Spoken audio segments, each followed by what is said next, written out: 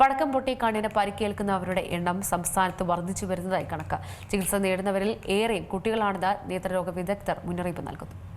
ഉത്സവ തിരുനാൾ സീസൺ ആരംഭിച്ചതോടെ പടക്കം പൊട്ടി കണ്ണിന് പരിക്കേറ്റ് ചികിത്സ തേടുന്നവരുടെ എണ്ണം കൂടി വരുന്നു. ഇക്കാര്യത്തിൽ ജാഗ്രത പാലിക്കണമെന്ന് നേത്രരോഗ വിദഗ്ധർ മുന്നറിയിപ്പ് നൽകുന്നുണ്ട്. കഴിഞ്ഞ ഒരു മാസത്തിനുള്ളിൽ 20-ലേറെ പേരാണ് ചികിത്സ തേടിയത്.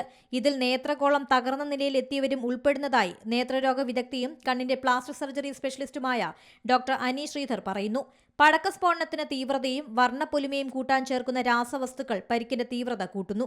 നേത്രപടലം അഥവാ കോർണിയ വെള്ള നിറത്തിലായി കാഴ്ച നഷ്ടപ്പെടുന്ന കോർണിയൽ ഒപ്പാസിറ്റി എന്ന അവസ്ഥയ്ക്ക് ഇടവരുത്തുന്നതായും ഡോക്ടർ പറയുന്നുണ്ട്.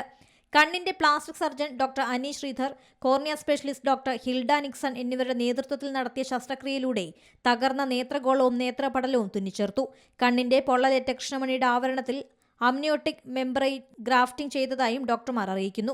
ഇതിലൂടെ നഷ്ടപ്പെട്ട കാഴ്ച വീണ്ടെടുക്കാൻ കഴിഞ്ഞു.